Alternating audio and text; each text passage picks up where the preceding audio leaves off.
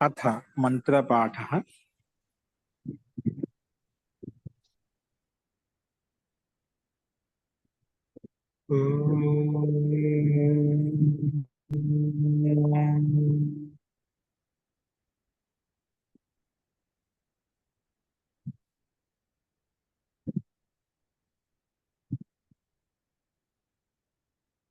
सहनाववतु सहनौ भुनक्तु सह वीर्यं करवावहै तेजस्विनावधीतमस्तु मा विद्विषावहै।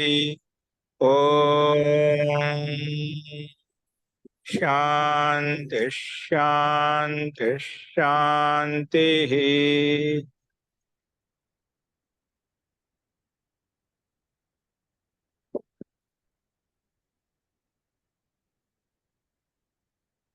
सर्वेभ्यो नमः। అందరికీ నమస్కారం అండి। మనము అష్టాధ్యాయి క్రమ పాఠంలో 4వ అధ్యాయంలో 4వ పాదం చూస్తున్నాము। అందులో 136వ సూత్రం వరకు మనం చూసాము। నెక్స్ట్ 137వ సూత్రం చూడండి। ఇందులో ఏదైనా సందేహాలు ఉంటే మనం ఈ సూత్రాలు చెప్పుకున్న తర్వాత చూద్దాం। చూడండి, సోమమర్హతి యః, సోమమర్హతి యః పదవి భాగం వచ్చేసి సోమం ద్వితీయ విభక్తి ఏకవచనం, అర్హతి క్రియాపదం, యః ప్రథమ విభక్తి ఏకవచనం। అనువృత్తి వచ్చేసి ఛందసి తద్ధితాః జ్ఞా ప్రాతిపదికాత్ ప్రత్యయః పదశ్చ, ఇవన్నీ అనువృత్తి వస్తున్నాయి। అర్థః ద్వితీయ సమర్థాత్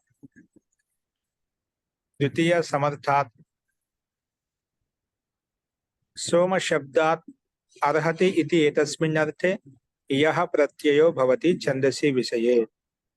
द्वितीय समर्थवंतమైనటువంటి सोम शब्द అంటే सोम శబ్దం చేత सोम शब्द ప్రాతిపదికాత్, तो ఆ ప్రాతిపదికం చేత మనకు అర్హతి అంటే యోగ్యమైన అలాంటి అర్థంలో యః ప్రత్యయం వస్తుంది। సూత్రంలో యః ప్రత్యయం విధానం చేయబడింది। ఇక్కడ అర్హతి ఇత్యేతస్మిన్ అర్థే యః ప్రత్యయో భవతి ఛందసి విషయే, కాబట్టి ఛందసి విషయమై ఉండాలనేది ఇక్కడ ముఖ్య సందర్భము। తో ఉదాహరణ అదేవిధంగా సోమం అర్హంతి సౌమ్యాః బ్రాహ్మణాః, సోమం అర్హంతి సౌమ్యాః బ్రాహ్మణాః, ఇది మనకు ఉదాహరణ ఇవ్వబడింది। తో సోమం యః సోమంలో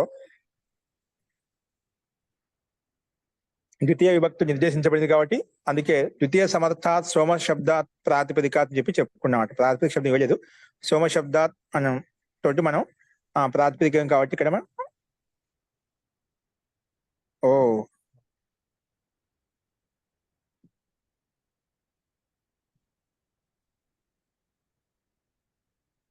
అస్తు పంచమీ భక్తి అయినప్పటికీ ఇక్కడ సామర్థ్యం చేత మన ద్వితీయ సమర్థ ఇచ్చిన ద్వితీయ భక్తి ఏకవచనం ఇచ్చేది కాబట్టి ఆ సామర్థ్యం చేత ద్వితీయ సమర్థవంతమైన ప్రాతిపదికం తీసుకున్నాం ఇక్కడ।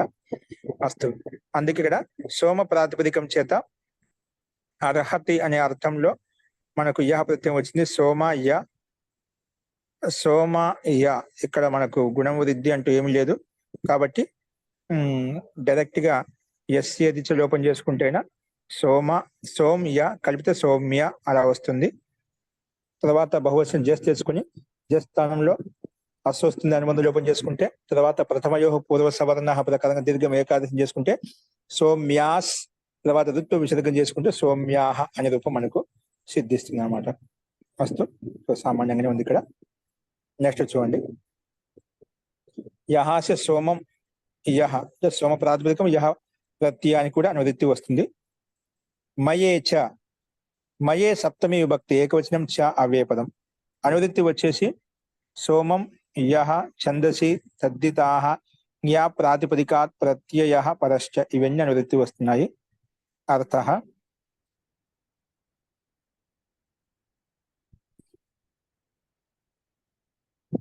చూడండి, సోమ శబ్దాన్ని సోమ ప్రాతిపదికాత్, సోమ శబ్దం చేత మయే అర్థే ఏంటి, మయే అర్థే అంటే మైట్ అర్థమే. మై అంటే ఏమిటి ఇక్కడ?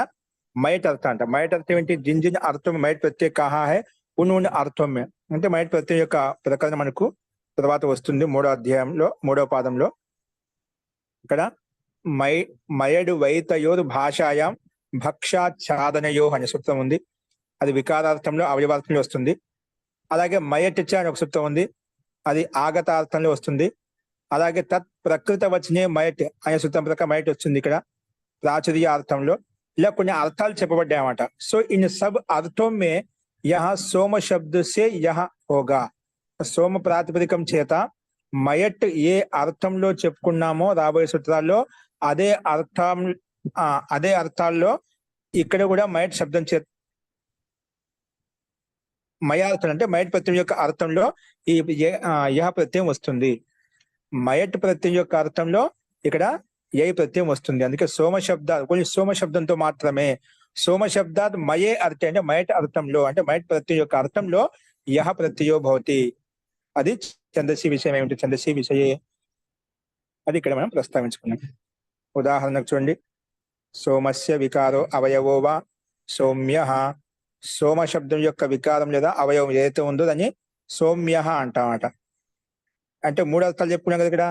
మైడు వైతయో భాషాయా వక్షాఛాదనయో అని చెప్పి ఇక్కడ వికార అవయవార్థం ఇచ్చేదన్నమాట. ఇది వికార అవయవార్థం. అందుకే సోమస్య వికారో అవయవ సౌమ్య అని చెప్పాం. రెండోది మయట్ చ ఈ సూత్రం ప్రకారంగా ఆగతార్థం ఉదాహరణ. సోమాద్ ఆగతం సౌమ్యం. సోమ నుంచి వచ్చిందని సౌమ్యం అంటాం. సోమాద్ ఆగతం సౌమ్యం. ఆగతార్థంలో కూడా అదే పదం వస్తుంది. అక్కడ సౌమ్య ఇక్కడ ఏంటి మనకు నపుంసకలింగంలో సౌమ్య వచ్చిన తర్వాత సుస్థానం అమ్మి పూర్వ చేసుకుంటే సౌమ్యం వచ్చింది, అక్కడ సౌమ్య. అలాగే రెండవది ఏంటి? మూడవది తత్ ప్రకృత వచ్చినే మయట్. ఇక్కడ ప్రకృతం అంటే ప్రాచుర్య అర్థంలో అధికార్థంలో మనకు ఉదాహరణ చూపించారు. సోమ ప్రకృత సౌమ్య. చూడు, సోమ ప్రకృత సౌమ్య.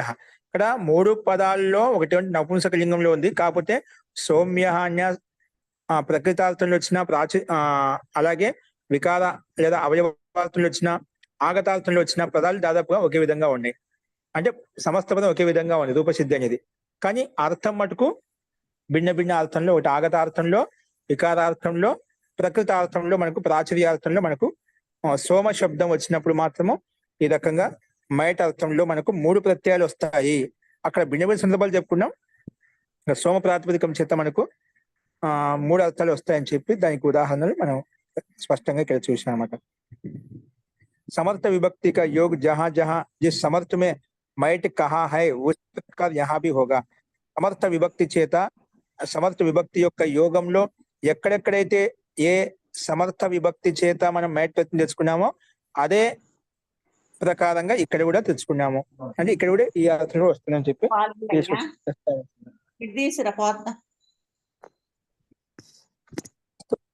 ఈ రకంగా మనం ప్రస్తావించుకున్నాము. నెక్స్ట్ చూడండి,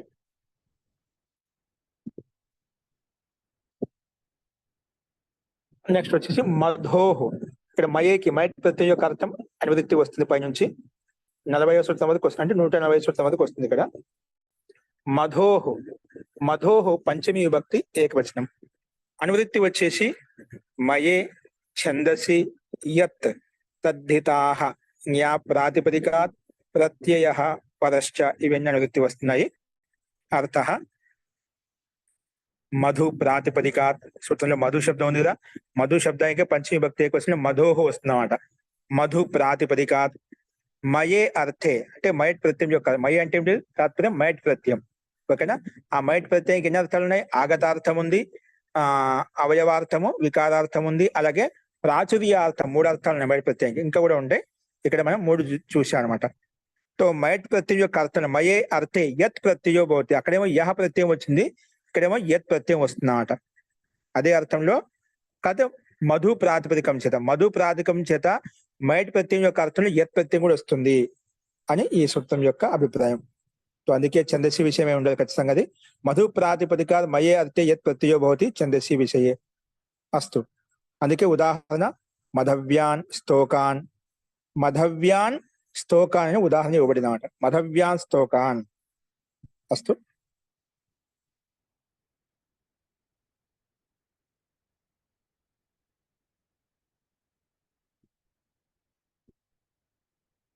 సో మధు ప్రాతిపదికము యత్ ప్రత్యయం వస్తుంది, యత్ ప్రత్యయ కర్మలో యా మిగులుతుంది.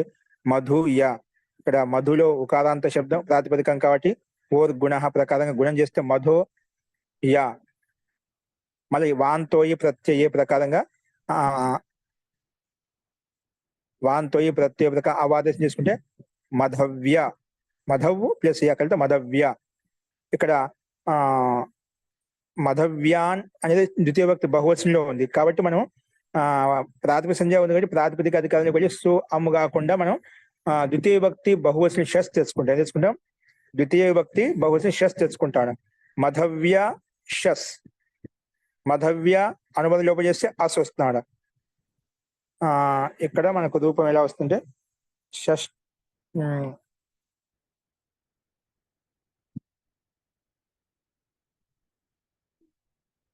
నష్టవ్య ప్రశాన్. నష్టవ్య ప్రశాన్ ప్రకారంగా ఇక్కడ మనకు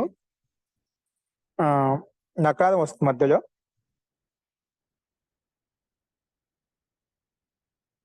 ఇది చెప్తాను, నేను సూత్రం చూసి చెప్తాను. ద్వితీయ భక్తి బహువచనంలో మనకు మధవ్యాన్ వచ్చేస్తుంది అన్నమాట. ఓకేనా? స్తోకానికి విశేషణంగా ఇది మధవ్యాన్ స్తోకాన్. సో ఈ రకంగా మనకు మధవ్యాన్ స్తోకాన్ని ద్వితీయ భక్తి బహువచనం తెచ్చుకుంటే మనకు మధవ్యాన్ ఎందుకు మనకు సిద్ధిస్తుందన్నమాట. అస్తు. ఈ రకంగా గుణము వాంతాదేశం ఈ ముఖ్యమైనటువంటి మార్పు ఇక్కడ మనం చూసాం ఈ ఉదాహరణలో.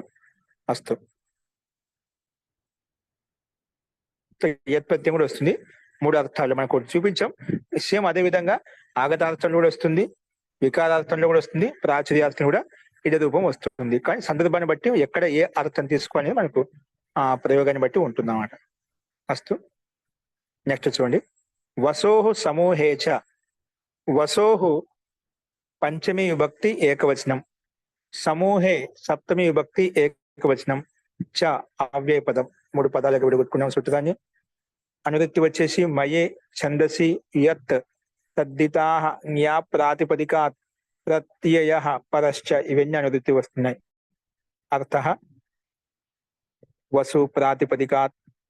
సమూహే అర్థే ఏంటి? వసు సూత్రంలో వసు శబ్దం అన్నాడు. వసు ప్రాతిపదికాత్ సమూహే వాచ్యే ఏంటి? సమూహ వాచ్యం ఉంటేనా మయే అర్థే అంటే మయటి ప్రత్యయ యొక్క అర్థంలో మయే అర్థేచ యత్ ప్రత్యయో భవతి. మయ ప్రత్యయ అర్థంలో ఔర్ యత్ ప్రత్యయో భవతి. యత్ ప్రత్యయం కూడా వస్తుంది. మయటి ప్రత్యయ అర్థంలో కూడా యత్ ప్రత్యయం వస్తుంది. అది ఛందసి విషయమై ఉండాలి. వసు ప్రాతిపదికం చేత సమూహ తథా అలాగే మైట్ సమూహార్థంలో కూడా వస్తుంది. చకారం చేత మైట్ ప్రత్యయం యొక్క అర్థంలో 2 వచ్చాయన్నమాట. ఇక్కడ 2 అర్థాలు ఇవ్వబడ్డాయంటే అది సమూహార్థం కావచ్చు, లేదంటే మయట్ ప్రత్యయం యొక్క అర్థం కావచ్చు. మయట్ ప్రత్యయం యొక్క అర్థం ఏంటి? అవయవార్థము, వికారార్థము, లేదా ప్రాచుర్యార్థము, లేదా ఇంకోటి ఏం చెప్పుకున్నాం ఆగతార్థం. ఈ 3 అర్థాలు మయట్ ప్రత్యయం యొక్క అర్థంలో యత్ ప్రత్యయం తీసుకోవచ్చు. కానీ ఛందసి విషయమై ఉండాలని చెప్పి చెప్పుకున్నాం. సో ఉదాహరణ వసోహు సమూహో వికారో అవయవాది అవయవాది ఆది శబ్దం చేత వదిలేసాం. ఇక్కడ ఆది శబ్దం చేత ఇప్పుడు మన ఆగతార్థము అవి అలాగే ప్రాచుర్యార్థం ఇవన్నీ అర్థాలు వస్తాయన్నమాట. అందుకే సమూహార్థం కావచ్చు, ఈ 3 అర్థాలు కావచ్చు, ఏదైనా కావచ్చు. అందుకే వసోహు సమూహో వికారో అవయవాది ఆది శబ్దం చేత వదిలేసాడు. అవయవాది వా అలాంటి అర్థం ఏమొస్తుంది? వసవ్య. ప్రాతిపదిక మాత్రం వసు ప్రాతిపదికమే. వసు ప్రాతిపదికం కాబట్టి యత్ ప్రత్యయం వస్తుంది. సమూహార్థం చెప్పడానికైనా 3 అర్థాలు చెప్పడానికైనా వసు యత్, వసు యా అనుబద్ధం లోపం చేస్తే యత్క యా మిగులుతుంది. వసు యా. ఇక్కడ మళ్ళీ వర్ణాంత ప్రాతిపదికం కాబట్టి ఓర్ గుణ వర్ణాంత ప్రాతిపదికాత్ తదిత ప్రత్యయ పదత గుణో భవతి. అప్పుడు వసుకి గుణం చేస్తే వసో అయిపోతుంది. వసో యా. తర్వాత వాంతోయి ప్రత్యయే ప్రకారంగా యకారాది ప్రత్యయం పక్కన ఉంటేనా వకారాంతస్య వాంత అంటే అవ ఆదేశం వస్తుందన్నమాట. అందుకే యా కలిపితే వసవ్య అలా అయిపోయింది. తర్వాత సు తెచ్చుకొని ప్రాతిపదిక సంధ్య ఉంది కాబట్టి సుస్థానంలో ఋతు విసర్గం చేసుకుంటే వసవ్య అనే రూపం మనకు సిద్ధిస్తుంది అనమాట. రూపసిద్ధి సామాన్యంగానే ఉంది. నెక్స్ట్ చూడండి, నక్షత్రాద్ ఘ. ఏంటి? నక్షత్రాద్ ఘ. నక్షత్రాత్ పంచమి విభక్తి ఏకవచనం, ఘ ప్రథమ విభక్తి ఏకవచనం. ఈ రకంగా రెండు పదాలు కూడా కొట్టుకున్నాము. నక్షత్ర ప్రాతిపదికం చేత ఘ ప్రత్యయం వస్తుంది. ఘ విధానం అంటే ఇక్కడ అనువృత్తి వచ్చేసి ఛందస్సి తద్దితాః జ్ఞా ప్రాతిపదికాత్ ప్రత్యయ పరశ్చ. ఇవన్నీ అనువృత్తి వస్తుంది అన్నమాట. అర్థః నక్షత్ర శబ్దాత్ ఘ ప్రత్యయో భవతి ఛందసి విషయే. నక్షత్ర ప్రాతిపదికం చేత అంటే నక్షత్ర శబ్దం చేత ఘ ప్రత్యయం వస్తుంది. ఛందసి విషయం ఉండాలి అయితే. సో అందుకే మనం ఘ ప్రత్యయం తెచ్చుకున్నాం. సో ఇక్కడ అర్థ విశేషస్య అవిధానాత్, అర్థ విశేషం అని చెప్పలేదండి. అంటే పైనుంచి మనకి అనువృత్తి అంటే ఏం చెప్పుకుంటే డైరెక్ట్ గా నక్షత్ర శబ్దాత్ ఘా ప్రత్యయం పోతుంది. నక్షత్ర శబ్దం పక్కన ఘా ప్రత్యయం వస్తుంది. కానీ ఘా ప్రత్యయం ఏ అర్థంలో వస్తుంది? మనం సమూహార్థమా, ఆగతార్థమా, లేదంటే అవయవార్థమా, లేదా ప్రాచుర్యార్థం, ఏదో ఒక అర్థం ఉండదు కదా. ఎందుకంటే ప్రత్యయం వచ్చిందంటే ఏదో ఒక అర్థాన్ని వెంట పెట్టుకుని వస్తున్నాడ. అంటే ప్రత్యయం ఉంది అంటే ఏదో అర్థంలో ఉంటున్నాడ. ఇక్కడ అదే ఇచ్చాడ. అర్థ విశేషస్య అవిధానాత్. అర్థ విశేషం అంటూ ఏం లేదు కాబట్టి, అర్థ విశేషం ఏం ప్రస్తావించలేదు కాబట్టి స్వార్థే ప్రత్యయో భవతి. స్వార్థి అంటే ఏమిటి? ఆ ప్రకృతి అర్థమే వస్తున్నాడ. ప్రకృతిలో మూల పదం ప్రాతిపదికానికి ఏ అర్థమైతే ఉందో ఆ ప్రాతిపదికం యొక్క అర్థాన్ని బోధిస్తుంది. ఎక్కడైతే అర్థం చెప్పలేదో అక్కడ ప్రాతిపదికం యొక్క ఆ ప్రాతిపదికానికి ఏ అర్థం ఉంటో అదే అర్థం చెప్పుకుంటాం. ఇక్కడ ఏముంది? నక్షత్ర శబ్దం. నక్షత్రం అంటే ఇక్కడ నక్షత్రం యొక్క ఏ నక్షత్రం అయితే ఆ నక్షత్రం పేరుతో అదే అర్థం ఇక్కడ ప్రస్తావించుకుంటాం. అంటే ప్రత్యయం కూడా ఆ ప్రాతిపదికం యొక్క అర్థాన్ని బోధిస్తుంది. ఒకవేళ ధాతు అయితే ధాతు యొక్క అర్థాన్ని బోధిస్తుంది. దీన్ని స్వార్థంలో ప్రత్యయం అంటాం. స్వార్థం అంటే ఏ అర్థం విశేషంగా చెప్పినప్పుడు అక్కడ ఏ ధాతువు అయితే ఉందో, ఏ ధాతు యొక్క ఏ అర్థం అయితే ఉందో, ఏ ప్రాతిపదికానికి ఏ అర్థం అయితే ఉందో, అంటే మూల ప్రాతిపదిక ఏ అర్థం అయితే ఉందో అదే అర్థం ఈ ప్రత్యయం చెప్తున్నామాట. దాన్నే పుష్టి చేస్తున్నామాట. అందుకే స్వార్థే ప్రత్యయో భవతి అని చెప్పి ఇక్కడ ప్రస్తావించుకున్నాం. అర్థ విశేషస్య విధానం లేదు కాబట్టి స్వార్థార్థంలో ప్రత్యయో భవతి, ప్రత్యయం వస్తుంది. సో ఉదాహరణ చూడండి, నక్షత్రాన్యేవ నక్షత్రియాని. నక్షత్రాలని నక్షత్రాలు ఏవైతే వాటిని నక్షత్రియాని అని చెప్పుకుంటామట. అలాగే నక్షత్రియేభ్యో స్వాహ. స్వాహ యోగంలో చతుర్థి విభక్తి అనమాట. నక్షత్రియేభ్యో స్వాహ. ఇక్కడ చూడండి ఉదాహరణ మనకు నక్షత్ర ప్రాతిపదికం చెప్పుకునే కదా. నక్షత్ర ప్రాతిపదికం చేత ఘ ప్రత్యయం వస్తుంది. అర్థం అంటే అర్థం లేదు కాబట్టి ఏ అర్థంలో వచ్చిందంటే నక్షత్రార్థంలోనే వచ్చిందన్నమాట. ఘ ప్రత్యయం నక్షత్రార్థం చెప్పడం కోసం నక్షత్ర అర్థం చెప్పే అర్థంలోనే వచ్చింది. కాబట్టి ఘా స్థానంలో మనం అనుబంధం లోపం చేసుకోవడానికి ఏం లేదు. కానీ ఇక్కడ విశేష సూత్రం వస్తుంది. ఆయ నేయి నేయి యహ ఫ ఢ ఖ ఛ ఘాం ప్రత్యయాదీనాం అనే సూత్రం ప్రకారంగా ఘా స్థానంలో ఈయ ఆదేశం వస్తుందన్నమాట. ఏంటి? రస్వైకారం ఈయ ఆదేశం వస్తుంది. అందుకే నక్షత్ర ఈయ. తర్వాత ఎస్సీ అది లోపం చేసుకుంటాం. ఎందుకంటే అచ్చు పక్కన ఉంది కాబట్టి ఎస్సీ అది ప్రకారంగా నక్షత్ర త్రాలో ఉండే ఆకారం లోపిస్తుంది. అప్పుడు నక్షత్ర ఇయ కలిపితే నక్షత్రియ అలా అవుతుందన్నమాట. నక్షత్రియ. తర్వాత బహువచనంలో జస్ తెచ్చుకుంటాము. నక్షత్రియ ప్లస్ జస్. జషహ సి ప్రకారంగా షి ఆదేశం వస్తుందన్నమాట. నపుంసకలింగంలో కదా జషహ సి. సి రాగానే సి కనుమలో ఈ మిగులుతుందన్నమాట. తర్వాత ఇక్కడ నుమ్మాగం వస్తుందన్నమాట. దేంతో వస్తుంది? ఉగిదచ్చాం సర్వనామస్థానం చా సంభు. ఉగిదచ్చాం సర్వనామస్థానే చా ధాతో. ఉగిత్ అచాం సర్వనామస్థానే. ముందు సు తెచ్చుకుంటాం. నక్షత్రియ ప్లస్ జస్ వచ్చింది కదా. జస్ స్థానంలో సి తెచ్చుకుంది. జషి ప్రకాశి ఈ వచ్చింది. తర్వాత ఇక్కడ మళ్ళీ ఉపదాకి దీర్ఘం వస్తుంది. నక్షత్రియాస్. నక్షత్రియ ప్లస్ ఈ. నుమ్ము రావడానికి సూత్రం ఏంటి? ఉగిదచాం. ఉక్కు అచాం పక్కనే ఉంది మనకు. ఈ ఉంది కదా, అది ఈ సూత్రం ప్రకారం నాకు సందేహంగా ఉంది ఈ సూత్రంలో. కానీ ఈ సూత్రం ప్రకారం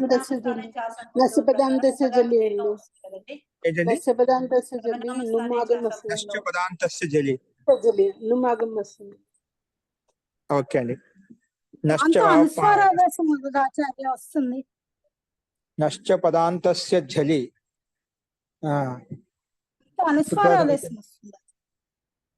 నశ్చ పదాంతస్య అనుస్వరాదేశం చేస్తున్నమాట. ఉగిత్ అచాం ఉగిదచాం సర్వనామస్థానే జాద. ఇది సూత్రం ప్రకారం రావాలనుకుంటున్నాను. దాని అదే ప్రకారంలో మన నుమ్ వచ్చే ప్రకారం ఉంటుంది. నుమ్ చేసుకుంటేనా ఇప్పుడు కుండాని వనాని ఎలా చేస్తాం అలాగా. ఆ కరూప సిద్ధి ఒకసారి గమనించండి మీరు. ఆ సిద్ధి ప్రకారం మనం ఇక్కడ కూడా చేసుకోవచ్చు. ఓకేనా? నుమ్ వచ్చిందంటే మళ్ళీ ఉపదాకి నుమ్ కర్మ నా మిగులుతుంది. ఆ తర్వాత ఉపదాకి దీర్ఘం చేసుకుంటాము. సో నక్షత్రియాన్ ఈ కలిపి నక్షత్రియాని. తర్వాత అట్కుప్వాంగ్ నుమ్ యవా ఏపీ ప్రకారంగా నత్వం చేసుకుని నక్షత్రియాని అలా వస్తుంది అన్నమాట. అలాగే నక్షత్రియేభ్య నక్షత్ర ఈయ ఎస్ఏది లోపం చేసుకుని కలుపుకుంటే కూడా నక్షత్రియ వస్తున్నాడు. ఇక్కడ బహువచనంలో చతుర్థ విభక్తి బహువచనం భ్యస్ వస్తుంది. నక్షత్రియ ప్లస్ భ్యస్. భ్యస్ కా అనుమతి లోపం భ్యస్ కదా, నక్షత్రియ ప్లస్ భ్యస్. ఇక్కడ బహువచన జల్యత్ ప్రకారంగా నక్షత్రియ యకారం నుండి అకారానికి ఏకారం వస్తుంది. అప్పుడు నక్షత్రియేభ్యస్ అయిపోయింది. అంతిమ సకారానికి ఋతు విసర్గం చేసుకుంటేనా నక్షత్రియేభ్య అలాగ రూపం సిద్ధిస్తుంది అన్నమాట. ఫస్ట్ ఈ రకంగా మనం తీసుకోవాలి. నెక్స్ట్ చూడండి, సర్వదేవాత్ తాతిల్. సర్వదేవతాత్ ఉంది. సర్వదేవాత్ తాతిల్, సర్వదేవాత్ శబ్దము. సో పదవిభాగం చేసుకుని సర్వదేవాత్ పంచమి విభక్తి ఏకవచనం తాతిల్. తాతిల్ ఒక ప్రత్యయం విధానం అనమాట. సో సర్వదేవ శబ్దం ప్రాతిపదికం చేత తాతిల్ ప్రత్యయం వస్తుందన్నమాట. సో తాతిల్ పంచమి విభక్తి ప్రథమ విభక్తి ఏకవచనము, సర్వదేవాత్ పంచమి విభక్తి ఏకవచనం. సో ఇక్కడ విభక్తి నిర్ధారణ చేశాం. సమాసం వచ్చేసి సర్వదేవాత్ అంటే దాన్ని ఓపెన్ చేసి చెప్పాలి. సర్వశ్చ దేవశ్చ రెండింటిని కలిపితే ఏమైపోయింది సర్వదేవం. తస్మాత్ సర్వదేవాత్ ఇది సమాహారం ద్వంద్వ సమాసమైంది. సో సూత్రంలో ఉండే సమస్త పదాన్ని విడదీసి చెప్పుకున్న ఏ పదాలు ఉన్నాయని. అనువృత్తి వచ్చేసి ఛందసి తద్దితాః జ్ఞా ప్రాతిపదికాత్ ప్రత్యయ పరశ్చ ఇవన్నీ అనువృత్తి వస్తున్నాయి. అర్థః సర్వదేవ ప్రాతిపదికాభ్యాం ఛందసి విషయే తాతిల్ ప్రత్యయో భవతి. సర్వదేవ ప్రాతిపదికం చేత, ప్రాతిపదికం సర్వదేవ ప్రాతిపదికం అన్న. ఈ సర్వదేవ ప్రాతిపదికం చేత సర్వ దేవ ఈ రెండు ప్రాతిపదికాల చేత, అందుకే ద్వివచనంలో ఆభ్యాం వచ్చిన. సర్వదేవ ప్రాతిపదికాభ్యాం రెండు సర్వ ప్రాతిపదికము దేవ ప్రాతిపదికం చేత. ఛందసి విషయంలో తాతిల్ ప్రత్యయో భవతి. ఛందసి విషయం కానీ అర్థం ఏమిటో ఏం ప్రస్తావించలేదు. కాబట్టి అయమపి స్వార్థే ప్రత్యయ. తాతిల్ కూడా అర్థం బోధించలేదు, కానీ విషయం చెప్పారు ఛందసి విషయంలో ఉండాలంతే, కానీ ఏ అర్థంలో అర్థం బోధించలేదు. కాబట్టి అయమపి స్వార్థే ప్రత్యయ అంటే సర్వశబ్దానికి దేవ ప్రాతిపదికానికి ఏ అర్థమైతే ఉందో అదే అర్థాన్ని బోధించడం కొరకు ఇక్కడ తాతిలి ప్రత్యయం కూడా వస్తుందన్నమాట. అందుకే అయమపి స్వార్థే ప్రత్యయ అంటే ఈ ప్రత్యయం కూడా, ఈ సూత్రం కూడా. అస్తు ఉదాహరణకి సర్వతాతి దేవతాతి. సర్వ ప్రాతిపదికం చేత తాతిలి ప్రత్యయం వచ్చింది. తాతిలికి అనుబంధం లోపం చేస్తే తాతి మిగులుతుంది, లకారం వెళ్ళిపోతుంది. హలంత్యం తస్య లోప అదర్శనం లోప, తాతి మిగిలింది. సర్వ తాతి ఇలా మన గుణం కానీ వృద్ధిగా అంటూ ఏం లేవన్నమాట. అందుకే సర్వ తాతి కలుపుకున్నాం డైరెక్ట్ గా. తదితాంతం కాబట్టి కృత్ తదిత సమాసాశ్చ ప్రకారంగా ప్రాతిపదిక సంజ్ఞ ఉంది. ప్రాతిపదిక సంజ్ఞ ఉంది కాబట్టి ప్రాతిపదిక అధికారాన్ని కూడా సుస్థానంలో ఋత్వ విసర్గం చేసుకుంటే గిన సర్వతాతి. అలాగే సేమ్ దేవ ప్రాతిపదికము తాతిల్, దేవ తాతి ఋత్వ విసర్గం చేసుకుంటే దేవతాతి అనే రూపాలు మనకు సిద్ధిస్తాయి అన్నమాట. అస్తు సూత్రంలోనే ప్రాతిపదికం ఉంది.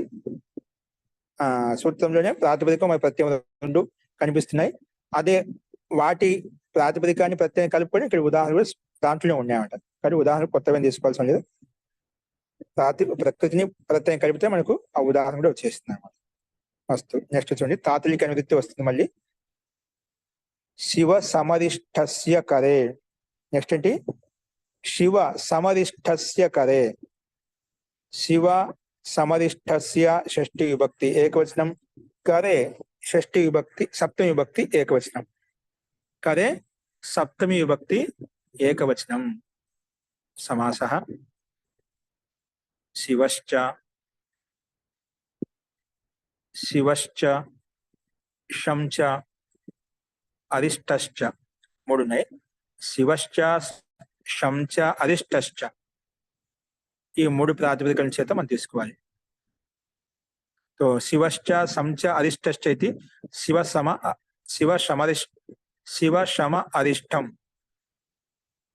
తస్య శివ శమ అరిష్టస్య ఇది సమాహార ద్వంద్వ సమాసం.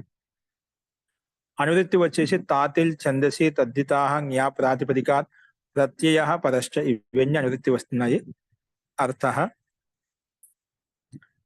శివ శం అరిష్ట ఇత్యేతేభ్యః షష్ఠీ సమర్థేభ్యః ప్రాతిపదికేభ్యః కర ఇత్యేతస్మిన్ అర్థే ఏంటి అక్కడ అర్థం ప్రస్తావించబడింది. మనకు పైన రెండు సూత్రాల్లో ఘా ప్రత్యయం తాత్రి ప్రత్యయం అర్థం ప్రస్తావించడానికి స్వార్థంలో వచ్చాయన్నమాట. వీడికి అర్థం వచ్చిందన్నమాట. ఏ అర్థం అంటే కర అర్థం. కర అంటే చెప్పుకున్నాం. సో కర్నేవాల చేసేటువంటి వాడు. కర అంటే ఏమిటి? చేసేటువంటి వాడు. కర్నేవాల చేసేటువంటి వాడు, చేసే అర్థంలో. తో కర ఇది ఏతస్మిన్ అర్థే తాతిలి ప్రత్యయో భవతి. పైన తాతిలి ప్రత్యయ స్వార్థంలో వచ్చిందన్నమాట. సర్వ దేవ ప్రాతిపదికం చేత అయితే తాతిలి ప్రత్యయానికి అంటూ అర్థం ఏం చెప్పలేదు విశేషం. అందుకే సర్వ ప్రాతిపదికము దేవ ప్రాతిపదికం యొక్క అర్థాన్ని బోధించింది. ఇక్కడ ఏంటి? తాతిలి ప్రత్యయానికి ఒక అర్థం వచ్చింది. ఈ అర్థం చేసే అర్థంలో, కర అర్థంలో. అందుకే తాతిలి ప్రత్యయో భవతి ఛందసి విషయే. అందుకే ఇక్కడ ఏం చెప్పే ఉదాహరణ, కరోతి ఇది కరహ, చేసేవాడిని కరహ అంటామట. కుంభం కరోతి ఇది కుంభకార అంటారా? కుంభం అంటే కుండలు తయారు చేసుకుని కుంభకారుడు అని చెప్పాం. తంతుని తయారు చేసుకుని తంతువాయ అంటాం. అలాగా ఇక్కడ కరోతి ఇది కరహ, చేసేవాడిని కరహ అంటామండి. అవేంటో చూడండి. ఏం చేస్తున్నాడు? శివం కరోతి శివతాతి, శివుని చేస్తున్నాడు శివతాతి అని చెప్పాం. అలాగే శం తాతి, శం చేస్తున్నాడు శం తాతి అని చెప్పుకున్నాం. అలాగే అరిష్టం కరోతి అరిష్టతాతి, అరిష్టం కరోతి అరిష్టతాతి.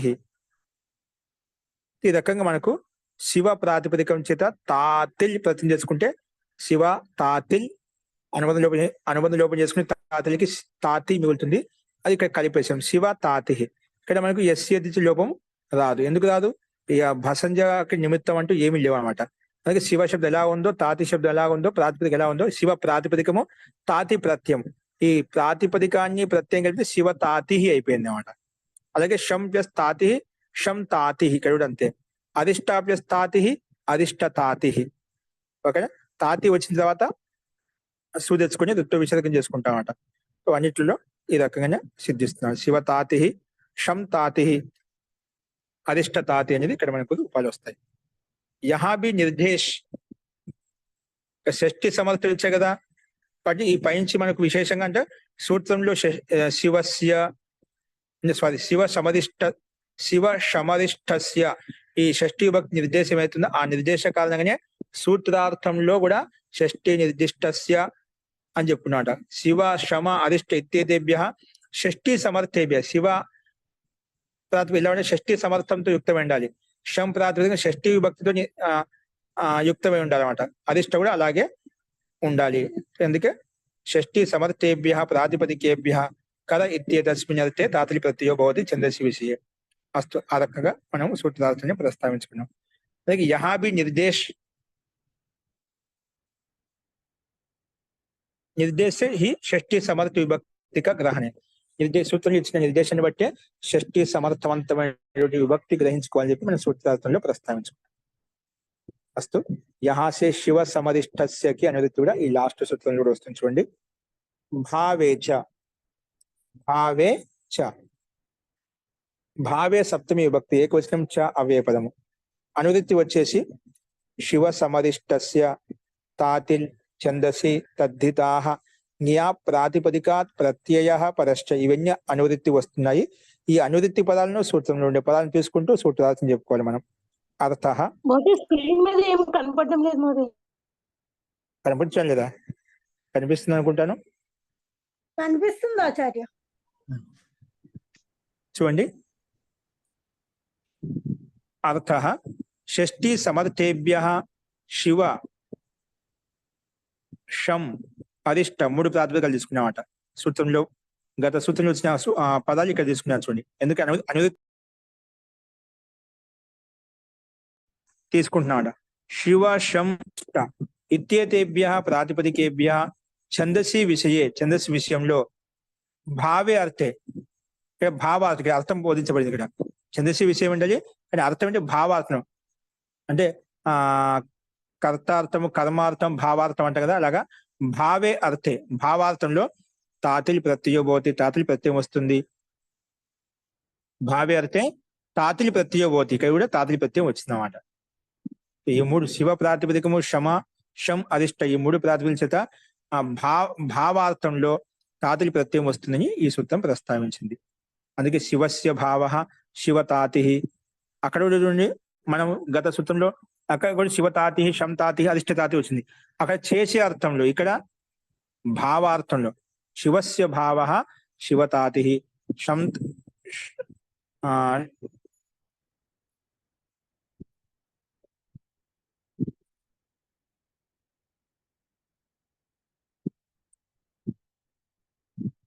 శమః భావః శంతాతి, అరిష్టస్య భావః అరిష్టతాతి. ఓకేనా? అరిష్టస్య భావం అరిష్టతాతి అని చెప్పి మనకు ఈ రకంగా విగ్రహవాక్యానుగుణంగా మనం చూసాము. ఇక్కడ మనం ముందుగా చెప్పిన శివ ప్రాతిపదికం చేత, శం ప్రాతిపదికం చేత, అరిష్ట ప్రాతిపదికం చేత తాతిని ప్రతి తెచ్చుకుంటే తాతి మిగులుతుంది. తర్వాత వాటిని కలుపుకుంటే శివతాతి, శంతాతి, అరిష్టతాతి. తర్వాత అన్నిటిలో సు తెచ్చుకుని రుప్తో విసర్గం చేసుకుంటే కనుక ఈ రకంగా తాతి అనే రూపము, అరిష్టతాతి, శంతాతి అనే రూపాలు మనకు సిద్ధిస్తాయన్నమాట. ఈ రకంగా షష్ఠీ సమర్థ శివ శం ఔర్ అరిష్ట ప్రాతిపదికం సే వేద విషయంలో భావ అర్థమే భీ, అంటే భావ అర్థంలో కూడా తాతిలి ప్రత్యయం వస్తుంది. తాతిలి ప్రత్యయ హోతా హై. ఈ రకంగా మనం ఈ సూత్రాన్ని కూడా అర్థానుగుణంగా ఉదాహరణ చూసాం. ఈ రకంగా ఇది చతుర్థ పాద, చతుర్థ పాద ఇక్కడ పరిసమాప్తం అవుతుంది. ఆ రకంగా సమాప్తశ్చ చతుర్థో అధ్యాయ, ఈ రకంగా చతుర్థ అధ్యాయము ఇక్కడ మనకు పరిసమాప్తం అవుతుంది అన్నమాట. ఓకేనా? మనకు ఈ చతుర్థ అధ్యాయంలో 4 పాదాలు ఉన్నాయి. ఇక్కడ 4 పాదాలు ఇక్కడ పరిసమాప్తం అవుతాయి. నెక్స్ట్ 5వ అధ్యాయము, అదేంటో మనం రేపు ప్రస్తావించుకుందామండి. ఫస్ట్ ఇందులో ఎవరికైనా ఏమైనా సందేహాలు ఉన్నాయా చెప్పండి. మహోదయ షం అంటే ఏం మహోదయ? షం అంటే శాంతి, కళ్యాణం. శం భూయాత్, శాంతి కలుగాక, కళ్యాణం కలుగాక. కళ్యాణం అంటే తాత్పర్యం మంచి కలుగా, కళ్యాణం అంటే సుఖం కలుగాక, శుభం కలుగా. శాంతి కలుగా. కళ్యాణం, కళ్యాణం, మంగళం, శుభం అని మీనింగ్స్ వస్తాయి. జీ జీ. నమస్కారం అండి, నా పేరు చంద్రకళ అండి. ఈ రోజు జాయిన్ అయ్యాను. ఏంటండి? ఒకటి వచ్చాను ఈ రోజు, దీంట్లో అష్టాధ్యాయులో జాయిన్ అయ్యానండి. జీ, మీ వాయిస్ కొంచెం తక్కువ, గట్టి చెప్పండి. రావట్లేదండి వాయిస్? ఎప్పుడు వస్తుంది చెప్పండి. నాగలక్ష్మి గారు ఇచ్చారండి ఐడి, నేను దీంట్లోకి జాయిన్ అయ్యానండి ఈ రోజు ఫస్ట్. సంతోషం అండి, ఇబ్బంది లేదు. ఓకేనా? కానీ మీకు అవగాహన ఉన్న వాళ్ళు కొంచెం కంటిన్యూ వస్తుంటే, కొంచెం సంస్కృతి వచ్చుంటే చాలు, అందరికి అర్థమవుతుంది. కాబట్టి ఇబ్బంది లేదండి. అలాగే ఇంకా మీరు ఎవరికైనా కూడా తెలియచేయచ్చు. ఎవరు ఏదైనా రావచ్చు ఇంట్లో, వాళ్ళ కొంచెం కంటిన్యూగా ఉండి కొంచెం బేసిక్ ఉన్న వాళ్ళు ఎవరైనా అర్థం చేసుకోవచ్చు. కోసం స్వాగతం. ఓకే అండి, అయితే నెక్స్ట్ అధ్యాయం రేపు మనం మొదలు పెట్టుకుందాం. అస్తు శాంతి పాఠ.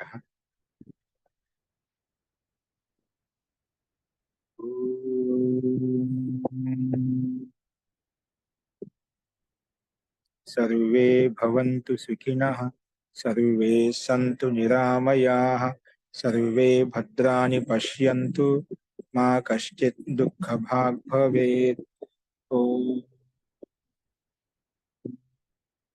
శాంతి శాంతి శాంతి.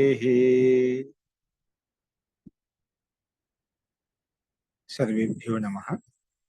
అందరికీ నమస్కారం అండి. నమస్తే మహోదయ. నమస్తే.